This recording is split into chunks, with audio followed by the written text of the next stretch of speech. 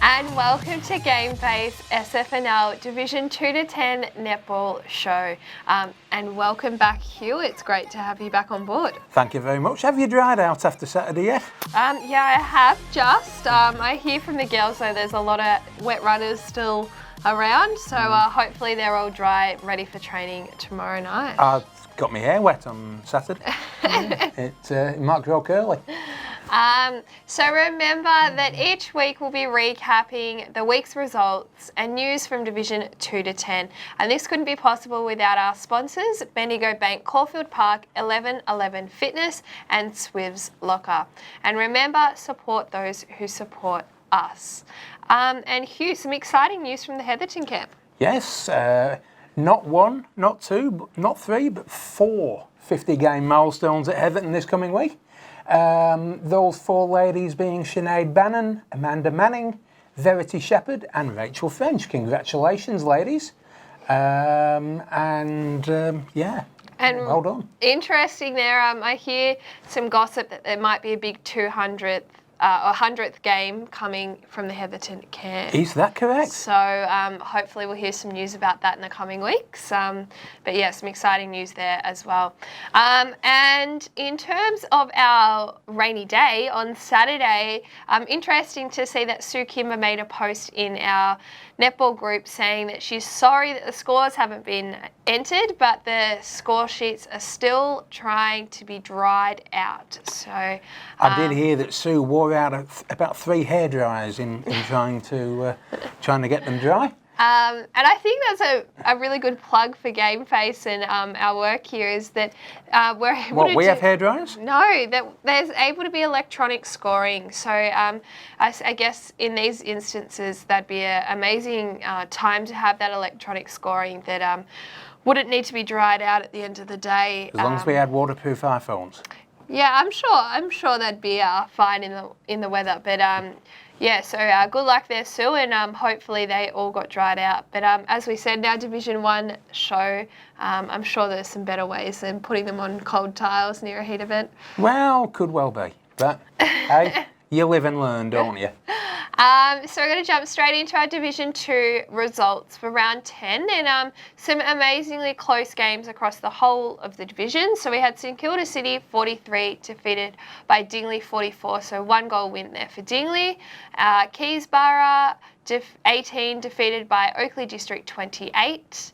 Caulfield having a 1-goal win against Cheltenham.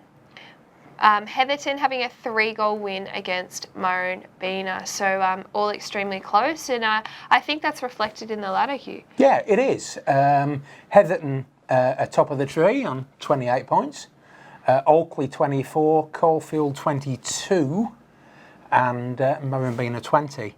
And look, these have been strong sides all the way through. But if you have a look at it, every side in this division is competitive. You only have to see, for example, Caulfield v Cheltenham last week. There was only 1 goal in it, yeah. and even that was controversial. But that was 3rd against 8th. Yeah. Yeah, I mean, Cheltenham took it right up to Caulfield. Dingley beat St Kilda City by 1 goal, and these are 2 sides that are really trying to bridge the gap between 4th and the rest of the competition. So it is a very, very watchable division, this one. Yeah, and I guess the great thing about Division 2 this year is there is a lot of clubs trying to push for that Division 1 slot. So their competitive nature is phenomenal and a really great division to be around. And interesting thing is the top 3 sides in Division 2 also have Division 1 sides in their club. Yeah. I don't know if that's a help or a hindrance, but they've certainly not. It's certainly not hurt them.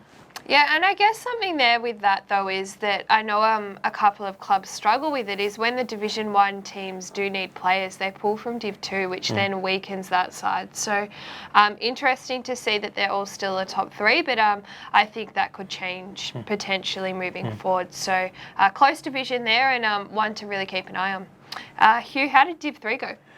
Well, St Kilda City 36 beat Dingley 33. South Yarra 45, too good for Caulfield 25. Doveton 30 beating Cheltenham 19. Murrumbina 39 beating Blackrock 28. And Frankston Dolphins 41 beating St Paul's 21.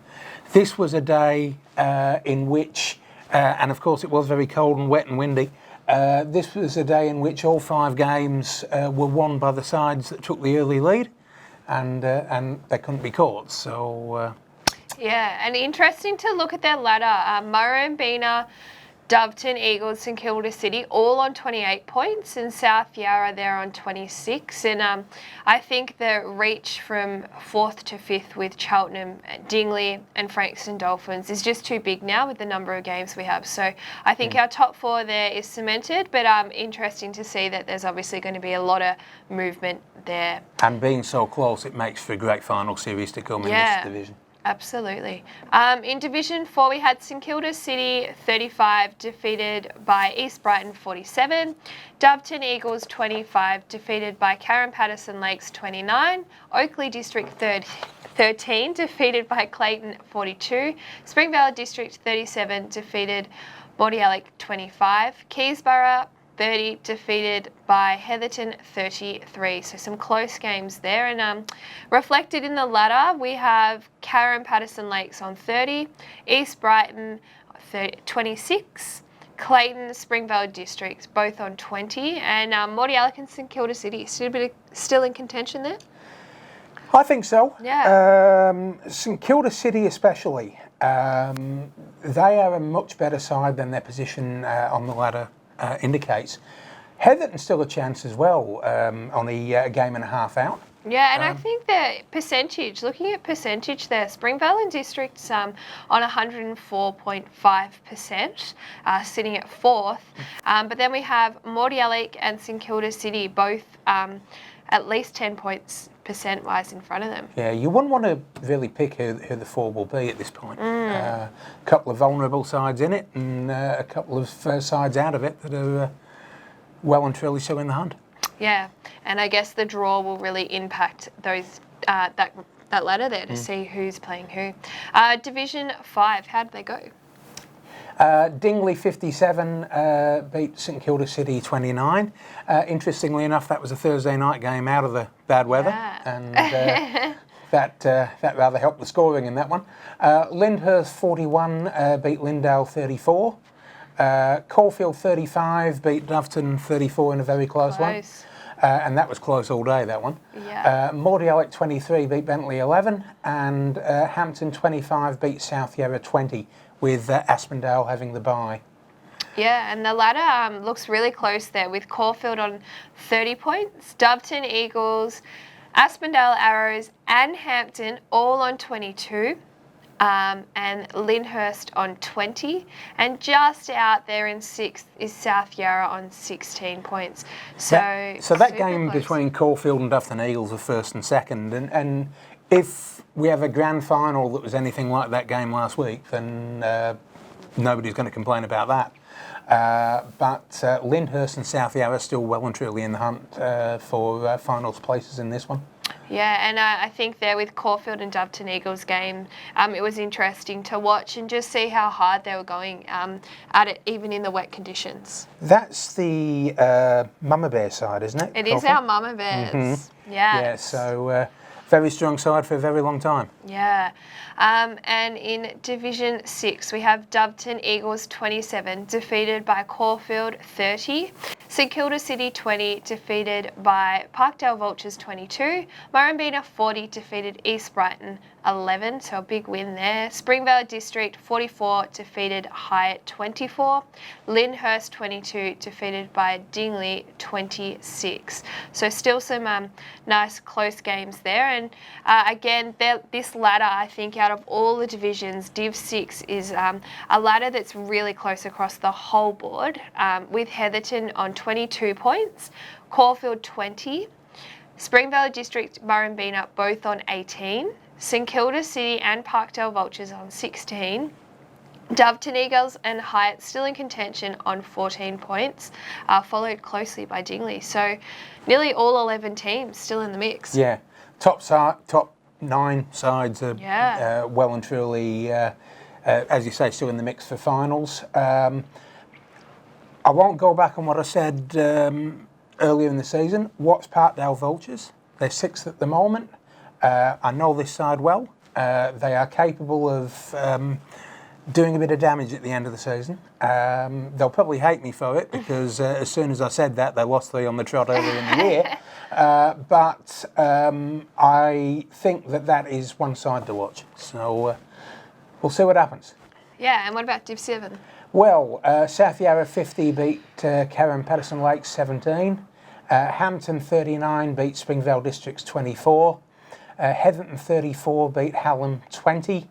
Skye 37 beat Cheltenham 13. And Mordialloc and Keysborough basically, by mutual agreement, didn't play and wrote the game off as a draw. All right. St Kilda City had the bye there. Interesting ladder. Yeah, really interesting. We have Hampton on 34 points, South Yarra on 32, Skye 20, and St Kilda City 19. So a big jump there from second and third. And then Heatherton and Springvale District both on 16 points. So I think the top 2 are nearly set with no losses at this moment.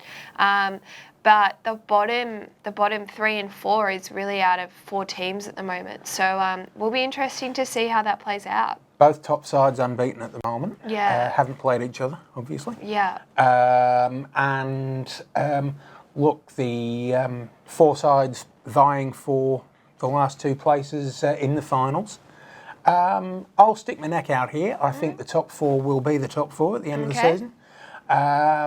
Hampton v South Yarra, though, is one that we're really waiting for, and it will be very interesting to see who comes out on top in that one. Yeah, and I think it's just a really close ladder, so I think anything's possible, and I guess you've got to look at your run home with who you're playing, and it will really impact that. So, yeah. In terms of Division 8, we have Bentley 7 defeated by South Yarra 29. Frankston Dolphins 24 defeated by Dingley 25. Another 1-goal win. Lindale and Doveton Eagles had... Doveton Eagles won by 10 to Lindale 0. That was actually a forfeit, Matt. Yeah, I was interested to see that. And Cheltenham St Paul's was also a forfeit as well. Okay. And then Caulfield 26 defeated by Dandenong 39. So a really close results for some of them, but a bit worrying there's some forfeits going on. Yeah, look, a lot of that had to do with the weather. Yeah. Again, when you get to the lower divisions and especially sides that aren't in contention, it can be a bit difficult to put a side on the court. Yeah. Yes, it really played havoc with a couple of clubs on the weekend. Yeah, and I think looking at their ladder, there is a really clear divide between the top 4. So we have Dingley on 32 points, South Yarra 26, Cheltenham 24, and Dandenong 20. Doveton Eagles still playing a little bit of catch up on 16, but I think in terms of how many games are left, Frankston Dolphins, Caulfield potentially could be up there, but they'll have to really push home strong. I certainly wouldn't write off Frankston Dolphins here. Very good side who on their day are a match for even the top 2. Yeah. Again, it's going to depend on what side they can put on the court for the rest of the season. They've had a lot of trouble with injury and illness and whatnot over the year. And being like a side that's just come together this year as well. Well, this is true too. They've done really well there. So it will be interesting. How did Division 9 go? Hampton Park 30 beat Mordialloc 14. Oakley District 26 beat Blackrock 20. Parkdale Vultures 39 made it 2 from 2 for that club for the day, beating Murrumbina 25. Clean sweep.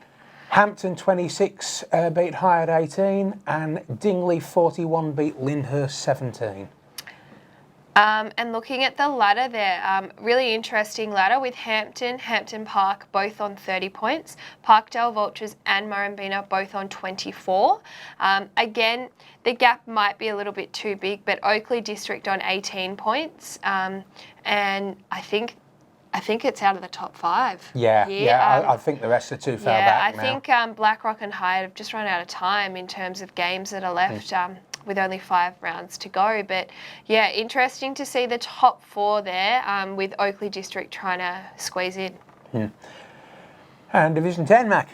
So we had Dandenong 23 defeated Keysborough 18, Springvale District's Blue 20 defeated by Doveton Eagles 32, Oakley District 37 defeated Hampton Park 8, Springvale District's Red 26 defeated by Hampton 35.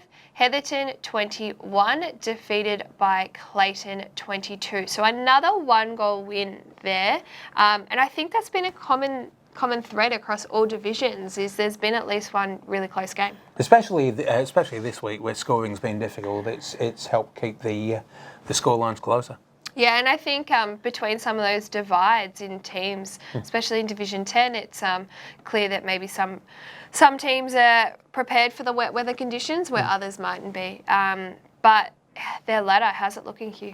Okay, so we have Oakley District on 28 points, Clayton and Hampton both on 24, Heatherton 18, Hampton Park and Doveton Eagles 16, so they're well and truly still in the fight.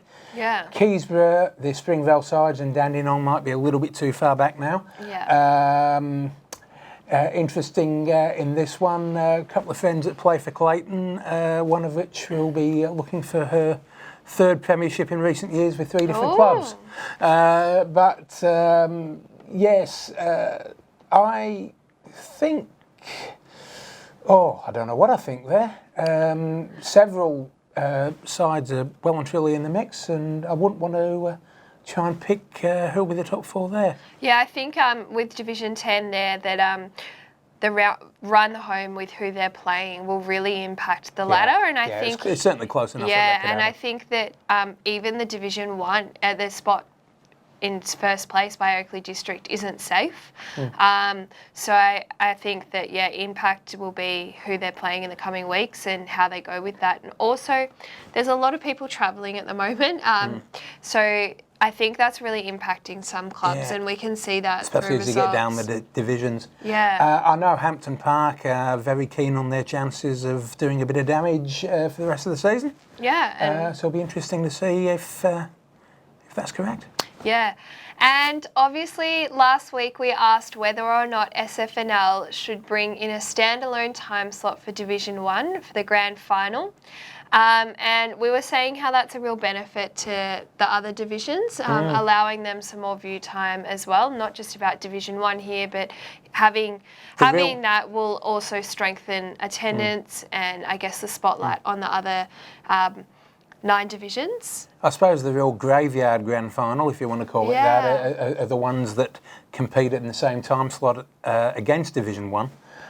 So if the Division 1 grand final is done as a standalone, it certainly helps the other divisions get a little bit of atmosphere into their grand finals as well. Yeah, and the results were all in favour for this to occur with 36 votes, and this was a lovely comment from Sue Kimber here, just saying that that's the plan this year. So exciting to see that there is some changes being made from the league, and something that will really strengthen the result of netball and moving forward. But in those comments, there was a great question posted, and it was, how come we are playing grand finals on a Sunday when we play netball all year on a Saturday, with people committing to Saturday netball instead of the Sunday? Obviously, footy can impact this. If girls are playing both netball and footy, there's a big impact there, or other sports like basketball, whatever it might be. And I guess that leads into this week's question is, what are your thoughts on having a Sunday netball grand final? Do you love it or do you hate it? And tell us why. We really want to know why, and we want to have that. We want to let you guys have a voice, and we want to take it back to the league and try and make a change there if it's needed. So, yeah. So remember, jump on there and make sure you're getting behind that, so we can get some opinions. Well, that's it for this week.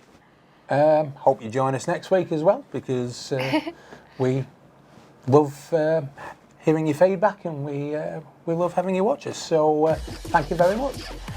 So make sure you jump into the comments and let us know what you want to see in this show moving forward.